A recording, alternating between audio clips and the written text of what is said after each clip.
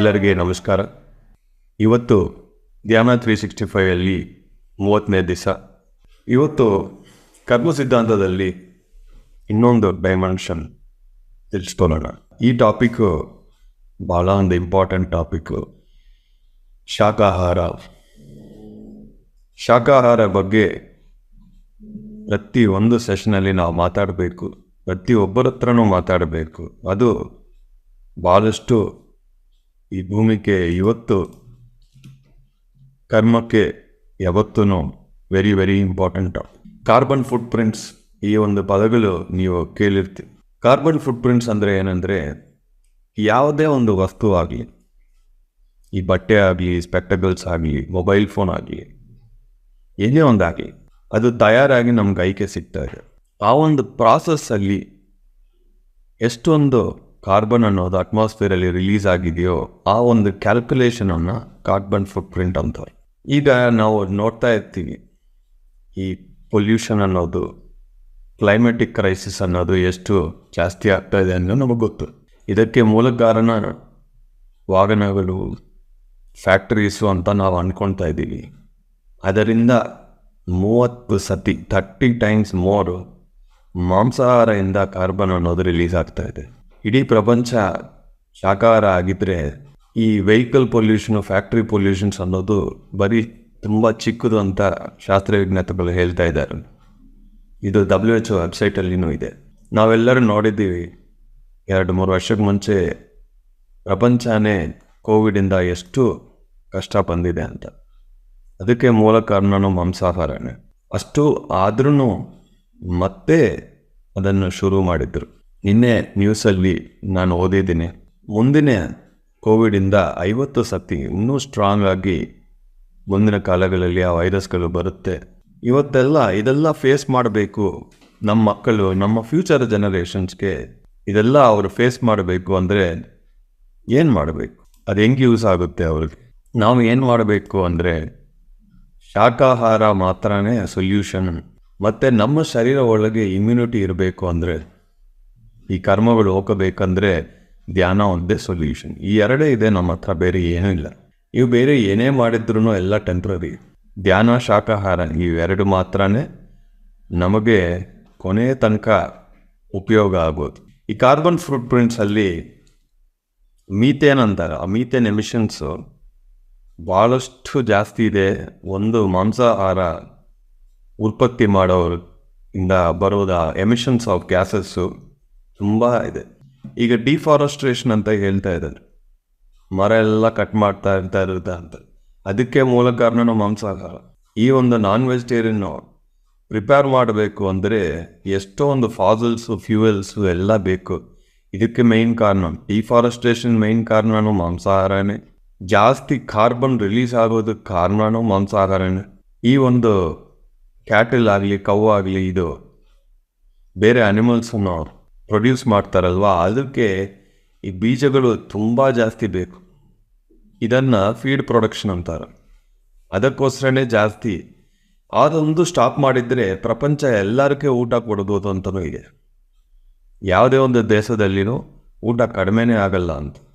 ಅಂದರೆ ಅಷ್ಟೊಂದು ಪ್ರೊಡಕ್ಷನು ಮಾಡ್ತಾರೋ, ಅದರಲ್ಲಿ ಒಂದು ಸ್ಮಾಲ್ ಪಾರ್ಟ್ ಮಾತ್ರ ನಾವು ವೆಜಿಟೇರಿಯನ್ಸ್ ಆಗುತ್ತಾರೆ. ಮಿಕ್ಕದೆಲ್ಲ ನಾವು ಆ ಪ್ರಾಣಿಗಳಿಗೆ ಹೋಗುತ್ತೆ.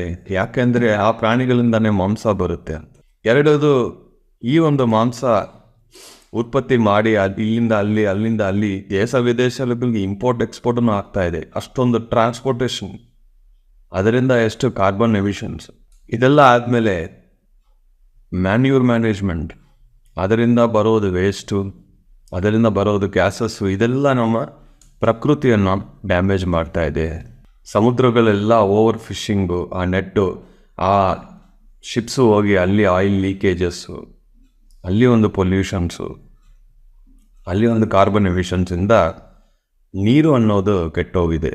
ಈ ಮಾಂಸ ಪ್ರೊಡಕ್ಷನಿಂದ ಬರೋದು ವೇಸ್ಟ್ ಪ್ರಾಸೆಸ್ಸಿಂಗು ಅಷ್ಟು ಜಲ್ದಿ ಡಿಕಂಪೋಸ್ ಆಗಲ್ಲ.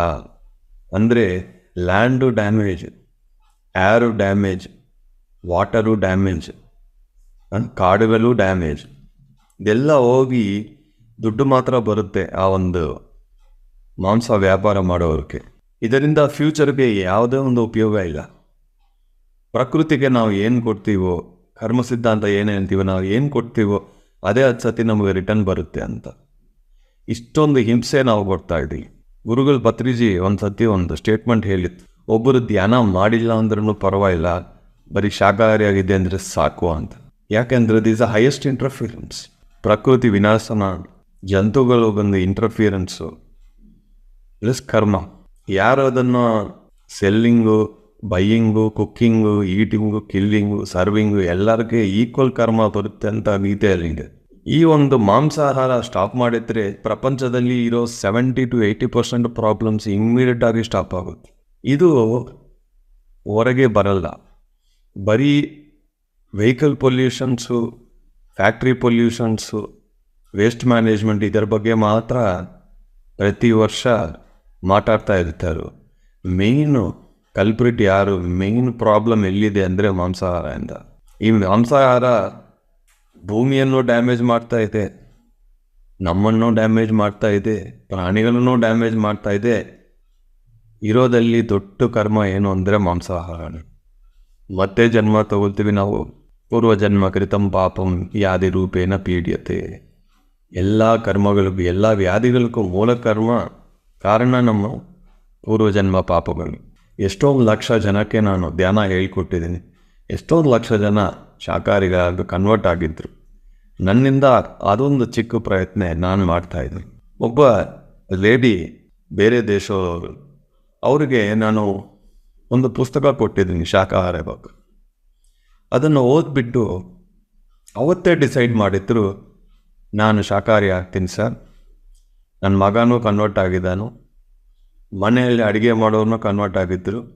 ಈಗ ಮಾಂಸ ಅನ್ನೋದು ನಮ್ಮ ಮನೆಯಲ್ಲಿ ಬರಲ್ಲ. ನಾನು ಕೇಳಿದ್ದೀನಿ, ಒಂದು ಚಿಕ್ಕ ಪುಸ್ತಕ ಓದಿ ಇಷ್ಟೊಂದು ಟ್ರಾನ್ಸ್ಫಾರ್ಮೇಷನ್ ಹೆಂಗೆ ಬಂದಿದೆ ಮೇಡಮ್ ಅಂತ ಕೇಳಿ.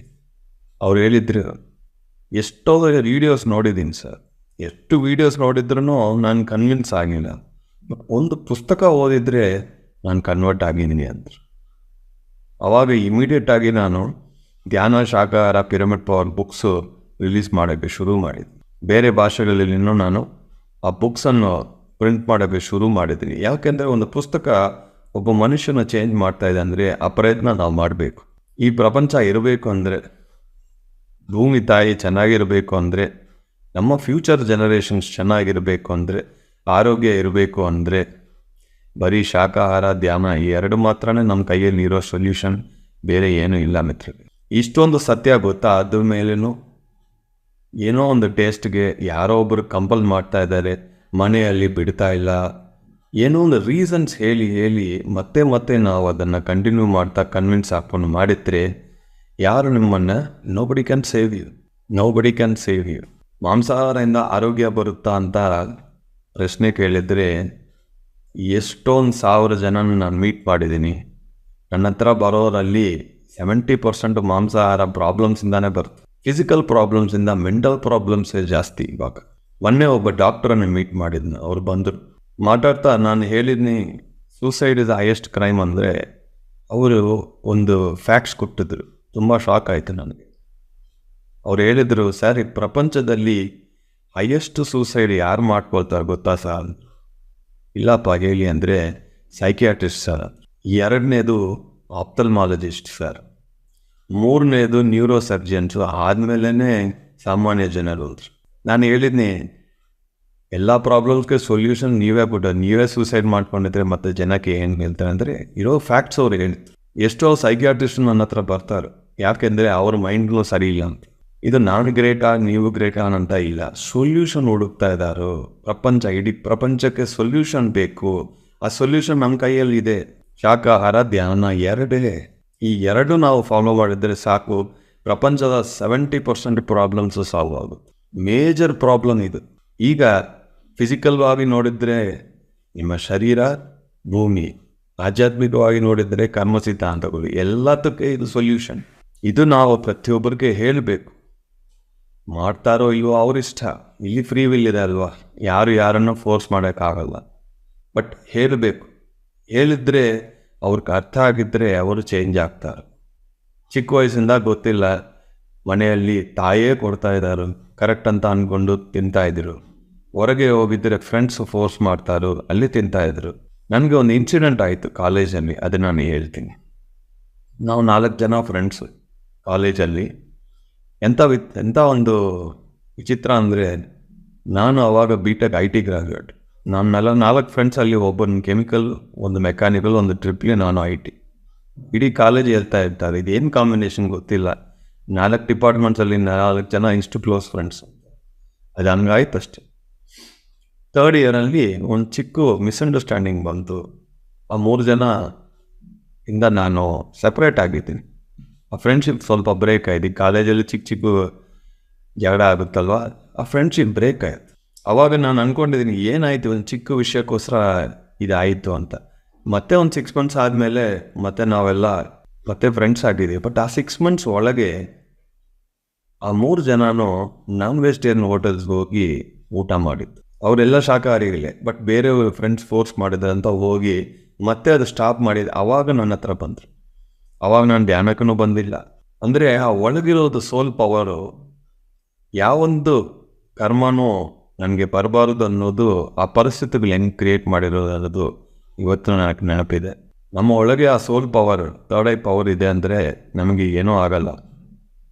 ಫ್ಯೂಚರಲ್ಲಿ ನಿಮ್ಮ ಇಮ್ಯುನಿಟಿ, ನಿಮ್ಮ ಕುಟುಂಬ ಚೆನ್ನಾಗಿರಬೇಕು, ಭೂಮಿ ಚೆನ್ನಾಗಿರಬೇಕು, ಇದೆಲ್ಲ ನಮಗೆ ಬೇಕು ಅಂದರೆ ಧ್ಯಾನ, ಶಾಕಾಹಾರ ಮಾತ್ರನೇ ಸೊಲ್ಯೂಷನು, ಬೇರೆ ಏನೂ ಇಲ್ಲ ಅನ್ನತ್ತಿಲ್ಲ. ಇದನ್ನು ನೆನಪಿಟ್ಕೊಳ್ಳಿ, ಪ್ರತಿಯೊಬ್ಬರಿಗೆ ಹೇಳಿ, ಆವಾಗ ಎಲ್ಲರೂ ಚೆನ್ನಾಗಿರ್ತಾರೆ. Thank you very much.